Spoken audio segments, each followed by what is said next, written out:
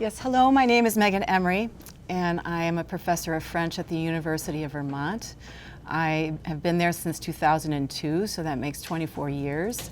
And from the very beginning, I have worked on Plural France. That is the topic of my dissertation, which I defended in 2001. It was titled Writing the Fine Line, Rearticulating French National Identity and the Divides. And I just wanted to give you this background so that you could know a little bit about who I am. So my dissertation focused on three groups within the French population, and I'm talking about the 20th and 21st century, so contemporary France, who were challenging the French to face up to troubling events of the recent past. That is collaboration with Nazi Germany and the extermination of millions of Jews and other undesirables, quote unquote, and the repression of that memory.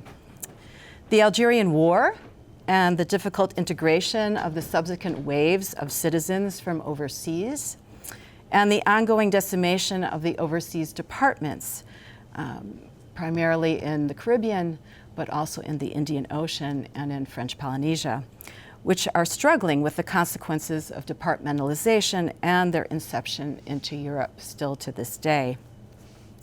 So I wanted first to thank Channel 17. That's an old habit, sorry, Town Meeting TV. I used to be on the board of Channel 17. I am a former South Burlington City Councilor. I served for 14 years and served also as the president and treasurer of what was then the Channel 17 board. So I am deeply, deeply grateful that this organization exists, that it brings local government to people's screens so that they can hold their elected officials accountable and that they can know more about their local community. It is a really essential service, what I consider to be an essential service, and I would hope all people out there watching agree with me. Otherwise, why would you be watching, right? So I also wanted to let you all know that I am affiliated with the Jewish Studies and the Holocaust Studies programs at the University of Vermont. And I want to also let everyone know that I am not a specialist in U.S. Jewish Studies or in U.S. history for that matter. And yet, why am I here? I am here because of recent events that have occurred in South Burlington, that is my hometown. But also in the region and in our country. I wanted to specifically address hate crimes and hate speech, and like my dissertation outlines, it doesn't affect just one group. It affects the non-majority groups, right? And those groups that are, just like in the French Republic, they are seeking to integrate into the American Republic. And it is, something that reoccurs in our history, where from time to time, non-majority groups have difficulty integrating into American society. And we have seen that of late. And I think that people who encounter this with the best intentions sometimes do not know how to react or what to say. And to be quite honest, it's quite simple. You condemn it. You condemn hate speech in all its forms. And in a free society, the best remedy is to respond with good speech. That is something that I've heard First Amendment specialists say at the University of Vermont, which is a public institution. Therefore, the First Amendment, it applies in all that we do on our campus. And we nevertheless do have rules and regulations that people must follow. We are not the mall in Washington, D.C. We are a university campus, and we have rules that are put into place so that students feel safe, so that they are free to engage in learning. That is indeed our industry. And to that end, I wanted to tell you the for what question. That's what any good professor will ask before they start any kind of discussion with a class. Why are we talking about this, right? For what purpose? And so I wanted to give you some background about my area of specialization, but what it has taught me with regard to possible responses to hate speech, which are hate acts, and can fall sadly over into hate crimes, especially when there is harassment or there is physical assault, or there is, of course, as we have seen, worse with regard to loss of life, the burning of an edifice, and so on and so forth. So let's get to it. I wanted to also tell you some courses that I've taught. I think that's important. I have some books here laid out in front of me. I might show them to the screen. I tend to like to bring books because they are my companions. I spend a lot of time reading. And when I teach, because I am not an historian, I'm a cultural studies specialist, we are reading literature. We are reading people's ideas about what is happening at the time of the writing of that literature. And it's fascinating. I also wanted people to know that whenever I'm putting together a course, I focus on discourse of hope, in addition to discourse that is quite realist and can be quite jarring. We're dealing with history where there are millions of people who were enslaved, who were persecuted, who were killed maliciously. And today they are still seeking to be included. The majority group is very jealous of its power.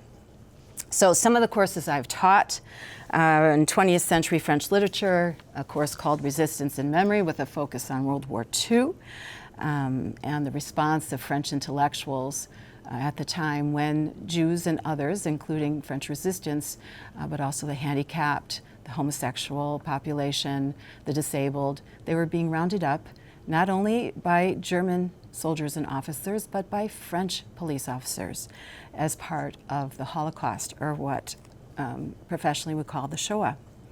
I also teach a course called Multi-Ethnic France, and that's based on 20th and 21st century French literature, with a focus on authors arising from the experience of immigration. The French tend not to see their country as a country of immigration, like the United States. It's very, I would say, common for the French to say that they are a country born from the monarchy, and that gives them a very different perspective on the question of what it means to be a plural democracy. The next course, based on French culture, was called France's Culture Wars, and that focused on the painful birth of the French Republic. We all think of Bastille Day, right, July 14th, which was just under a month ago, and that is the day when there were Parisians who took a nearly empty prison in Paris and violently attacked the guards, beheaded them, put their heads on stakes. It was considered to be one of the first acts of that revolution, which did not succeed within that 18th century. It took indeed nearly a century for that revolution to succeed, and that is what I cover in that course. And that goes even beyond 1880. It goes through 1940, so a century and a half later, after the revolution, where we have the French Parliament voting to instate a dictator in response to the German invasion of France in World War II. And that dictator, named Philippe Pétain, who was not considered a president, he was considered head of state. He was elected by the parliament, not by the French voters, and they have direct suffrage, no electoral college there. He was, in fact, a very eager collaborator with the Nazi regime, and went over and above what the Nazi regime, the Third Reich, was asking of the French. Not only did he send men, he sent women, separated them from their children. He sent the elderly, and then he finally sent children themselves, separated from their parents. And these are crimes that had been kept silent. It was for 30 to 40 years after the liberation in 1945. And so the course that I taught, called the French Jews Revolution, which was a sophomore seminar in the Honors College at the University of Vermont, that's what I discussed, is how Jewish writers broke that silence and made the French face the crimes that had been committed in the name of the French state and therefore the French people. So that's some of my background. I just wanted you to know that before I start. The other part of this discussion, and I'm not used to discussing all alone by myself, I usually have people around me. So hopefully I'm able to discuss with myself in a way that is interesting to you all, is the First Amendment, right, to our U.S. Constitution. And it is the first of the first 10 Bill of Rights. Therefore, just like Article 1 outlining the duties of the legislature, our U.S. legislature in Washington now, it is the most important one. And let me read it to you in full. Congress shall make no law respecting an establishment of religion or prohibiting the free exercise thereof, or abridging the freedom of speech or of the press, or the right of the people peaceably to assemble, and to petition the government for a redress of grievances. So there's a lot there, and as someone, a good friend said to me, there is a reason, and I'm quoting him, there is a reason that these rights were lumped together under the First Amendment. We can't pick and choose and expect the rest to survive. And that is indeed true. If we assume that we can exercise our free speech and trample on people because of their religion, we will have lost all of the rights guaranteed under that First Amendment. If we expect that we can speak freely and yet we restrict the press, our free speech rights will soon be curtailed. If we think we can speak freely, but we don't allow people to gather and to protest peacefully, our free speech is in danger. And that includes petitioning the government for a redress of grievances. So that means holding our elected officials accountable, which can take forum actually. The forum can be various. It could be within the legislative hall and chamber itself. It could be through a letter. It could be through social media. That is one way that our elected officials speak with us. And if they are speaking to us through social media, that is an avenue for the constituents to hold that elected official accountable. And if that elected official denies that right, well, then our free speech rights are in fact at risk. So I do encourage all Americans and those of you watching here in the Burlington area to hold this First Amendment and all of the rights, right? Freedom of practicing any religion or no religion, right? Abridging means that they cannot stop us from speaking freely. They cannot stop our press, right? They being those in power, right? And they cannot stop us from assembling or from petitioning the government and holding our elected officials accountable. All of that together in one, right? We cannot remove one and expect the others to survive. And I love that expression from that friend of mine. All right, so we have witnessed in South Burlington what I would say is 2 crimes recently within the month of July. Most recently, there was a woman who was physically assaulted on our city center street, Market Street, around noon. The police responded, and it is being dealt with as a hate crime. And I think that is just and right. This is a woman who was wearing a hijab and a woman of color. And all of this was captured on tape, a friend's cell phone. And we have learned that those cell phones come in handy these days. Also in the month of July, there was a candidates forum held at our municipal offices at 180 Market Street. And Town Meeting TV was there like a good public servant to record and make sure that the public could see the various candidates who were up for election, and that included for our state senate, and that night it was for Chittenden Southeast, because that is South Burlington is in that district, and the candidates for governor. And it was the Democratic committee, so these were the Democratic candidates. And very sadly, there was a man who I would call a former friend, who stood up and targeted one of the candidates on stage because of her identity.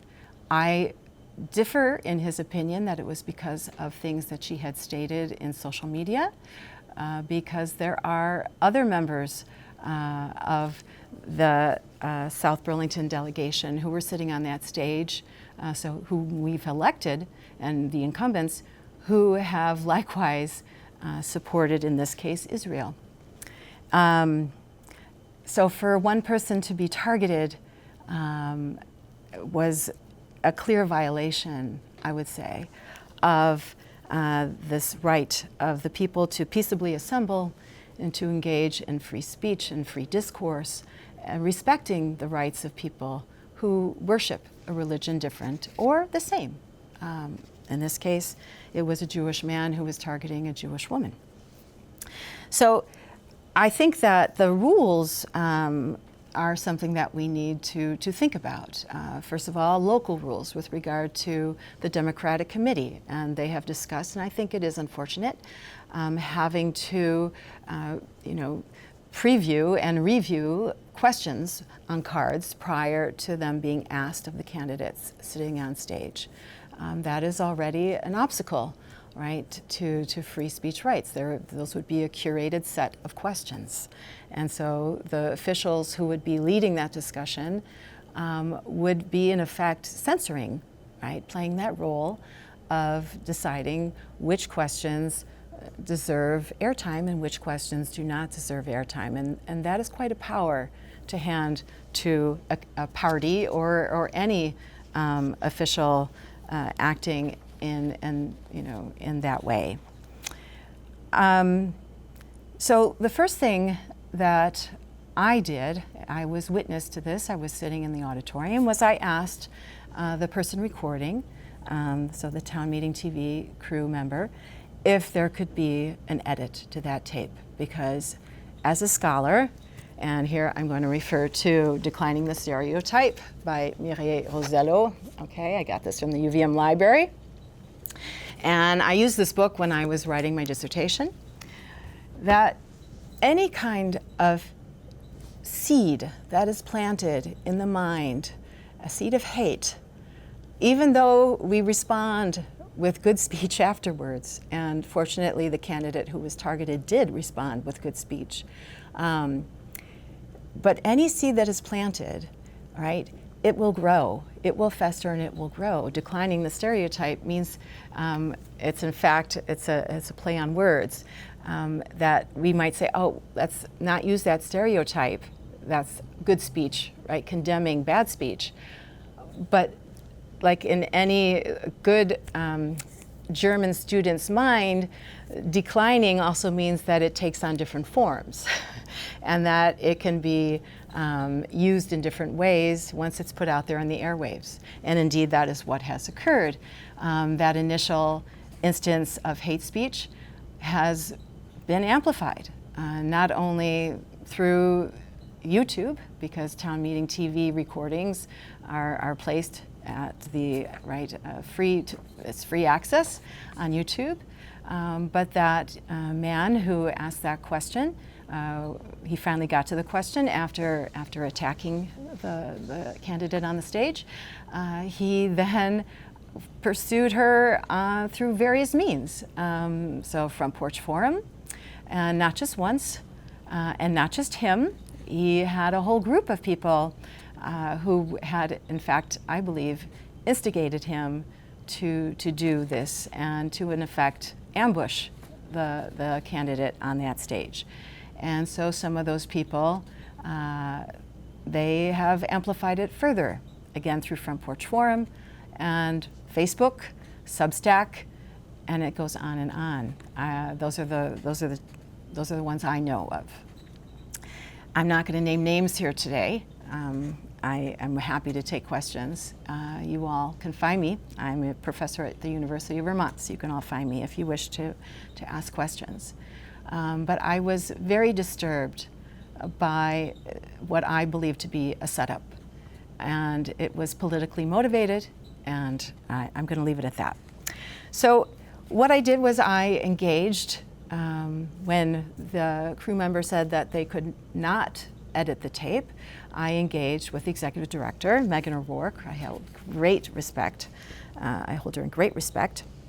And I raised the concern that I just outlined to you about how stereotypes, that once that seed is planted, it grows in ways that we just cannot control. And Meaghan O'Rourke, she went on then and forwarded this all to the Anti-Defamation League. And in fact, the Anti-Defamation League has been very, very critical of hate speech, particularly since COVID, when meetings moved online and there was an outbreak of what is called Zoom bombing, right? Where people maliciously would appear on screen or without the camera on and would disrupt an otherwise orderly meeting or discussion, often with very graphic or racist or anti-Semitic hate speech. And so we have, as a society, had to come to accept different means of access to those public discussions, right? So, for instance, we no longer have screen sharing with people who are in the public. We no longer allow threatening messages in the chat boxes. All of that is very closely monitored. And there is also the locking meetings after they have begun. There are now waiting rooms. We turn off the private chat, et cetera, et cetera. So I did liken what occurred on July 9th in that auditorium in a meeting and candidate forum that was being taped to Zoom bombing. And I, unfortunately, could not do much more than that, other than raise a concern. And very graciously, Meaghan O'Rourke invited me to come here today and to speak. So here I am. So it's very difficult to regulate free speech, even in broadcast media, so the radio and TV. In fact, the FCC, even though they have guidelines stating that hate speech cannot occur, what they call indecent or profane speech cannot occur between the times, I believe it's 8 a.m. To 10 p.m., it's still very difficult to restrain it. And that speech sometimes leads to fines. That has not been done in this case. So what I therefore wanted to say is that it comes down to us, and it comes down to what we can, sorry, it's 6 a.m. to 10 p.m., not 8 a.m., 6 a.m. to 10 p.m. It comes down to us and how we act with our fellow citizens. And I think that it's really important that we cherish our free speech rights. And in order to cherish those rights, we should not censor ourselves. but we should be thoughtful about how we engage with one another. And that is why I brought The Plague. All right, so this is by Albert Camus. He is one of my authors. And in The Plague, he gives an allegory for the French intellectual resistance and how they were combating not only the Nazis, but also the French collaborators. And this element of hate, right, he compared to a little bacillus, right, the plague bacillus. And just like declining the stereotype, once it infects, it grows, right? And how can we stop that growth? Well, what he suggests is that it comes down to good doctoring. And the main character is a doctor who tends to the ill. And he's not alone. Just like the French resistance, there was a group of people from various backgrounds and walks of life who were engaged in resisting the hate that was an epidemic in France and in French territories during World War II, and indeed in Western Europe. And what is the antidote? In addition to being good doctors and doctoring and working every day and trying to tend to the ill and to ensure that hate is not left to fester, that we find remedies for it, which come in the form of dialogue and good speech, right? So dialogue, that means not just talking, but also listening. There's an exchange to that, okay? But in addition to dialogue, it means that we can be militant about our ideas. We can be very, very forceful when we have strong emotions, which we do, particularly when there are injustices all around, right? But we also need to remember that we are human, and we need to identify in the person that we are angry with their humanity and our own humanity, which means that we make sure that there is not harm that could lead to unintended consequences, so that we are constantly reminding ourselves that we live in society and that that person that we feel great anger toward is a human being with a family, right? And perhaps a symptom of something greater, so perhaps not the true target, right? But we also have to remember our own humanity. And for that, we have to be kind to ourselves. We have to laugh. We have to find joy. We have to, as Camus' character, the doctor, and his good friend who put together these sanitation teams do one evening, they go for a swim in the Mediterranean. And it's a moment that normally would not be allowed, right? People were not allowed to go into the water and to swim because of that illness, right? We all remember what COVID-19 was like. And they, because of their situation as doctors, they're, the one doctor, the other is not, they're able to get past the guard, and they are able to swim in unison and to feel alive and to feel the coolness of that water and to feel the harmony of their strokes.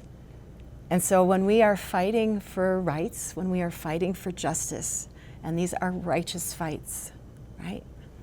And we need free speech in order to do that. We have to respect the right to free speech of the other. We have to respect the humanity of the other. We have to respect freedom of the press, freedom of religion, and the right to practice any religion, the freedom to assemble, right? And also, we have to hold our elected officials accountable, right? And all of that we should do with joy, in addition to laser sharp focus, right? And that's basically what I wanted to say today. And if it ever comes before a legislative body again, or some kind of body of some weight in our community, I would hope and I would demand that our leaders speak out clearly in condemning hate in whatever form it takes, and that they back it up with good speech, right? So I am happy to speak with anyone. I guess I will just say just a couple more things, and I did bring this with me, and I'm going to say it because I have been in contact with people, and they did respond positively to this. So I am going to cite just a passage from chapter 6 in this book. It's called Zionism: An Emotional State. It's by Derek J. Penslar. He was invited to UVM to speak about 2 years ago.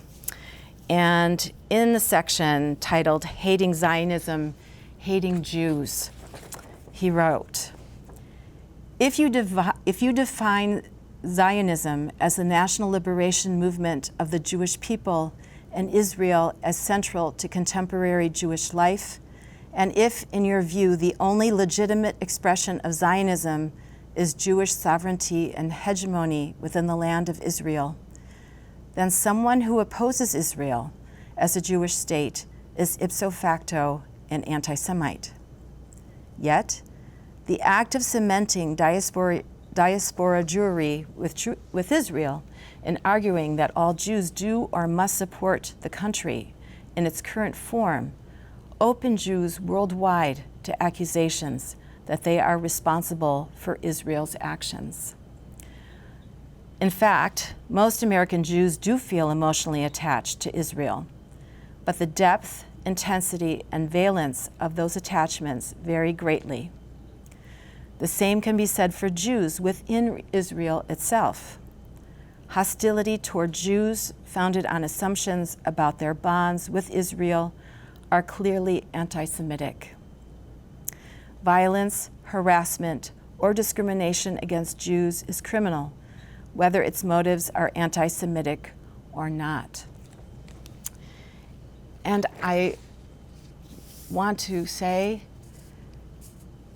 to all of the members of the Jewish community that did ask me to work on these kinds of forums. So it was not only Meaghan O'Rourke's invitation that brought me here today, it was members of the Jewish community who are hurting since July 9th. I want you to know that I hear you, and I hope that you can listen to one another as well. I hope that we as a country can listen to you. I hope that we all listen to the Palestinian voices. And I hope that we as Americans recognize our place in this conflict. We cannot battle this conflict here in our country against the American Jews and the American Muslims. This is not for us to place this and litigate this on the backs of our Jewish and Muslim brothers and sisters.